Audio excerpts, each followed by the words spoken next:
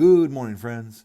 We are most certainly going to go to God's Word this morning, but I'd like to start with a quote I stumbled across earlier this morning, made by a theologian and pastor named Martin Lloyd-Jones. He writes, "Seek for happiness, and you will never find it. Seek righteousness, and you will discover that you are happy. It will be there without your knowing it, without your seeking it." And this struck me as a fitting application of so much of what we've talked about throughout our sermon series on the Beatitudes and in these weekday devotions. The world looks for, longs for, and demands happiness. But in that direct pursuit, they simply don't find anything that lasts or is truly satisfying. But what we've learned is that if we long for righteousness, if we hunger and thirst for righteousness, we will be filled with the righteousness of Christ. And with that righteousness comes so much blessing. And to be blessed is to be truly happy. Because life itself, its fullness and blessing, comes down to righteousness. Of course, not ours, but Christ's. And as we go to the scriptures, we see another aspect of this righteousness as it relates to yesterday's message about peace, or being peacemakers.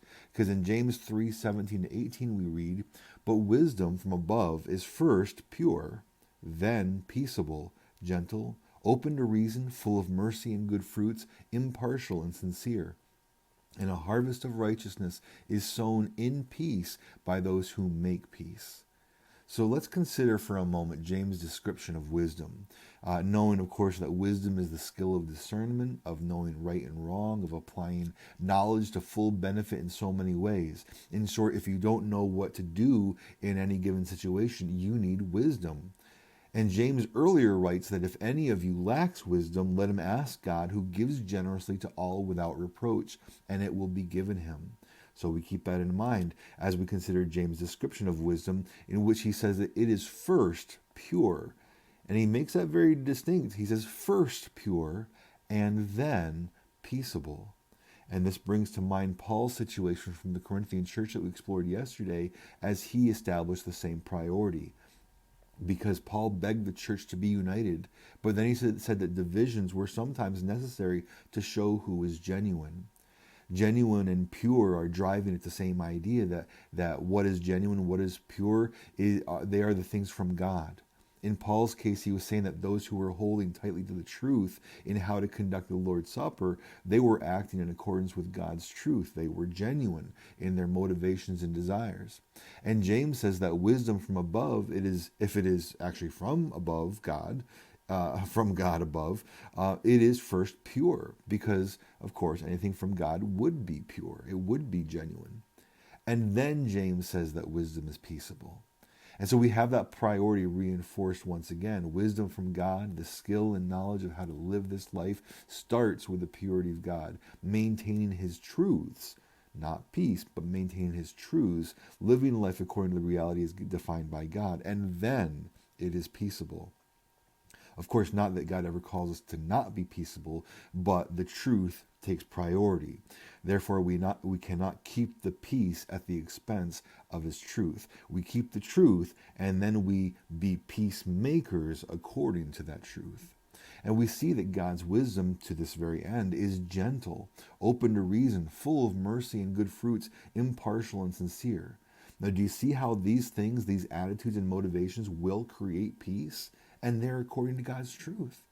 Because James writes then, "And a harvest of righteousness is sown in peace by those who make peace."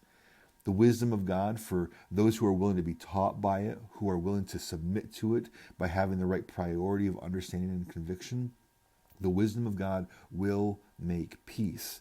And that peace will produce a harvest of righteousness, which just shows us that if we're going to be peacemakers, we need to have God's wisdom in this way. And this, of course, applies to every area of life, but let me return specifically to how we interact with each other in the church, because this is the model. This is the example to follow.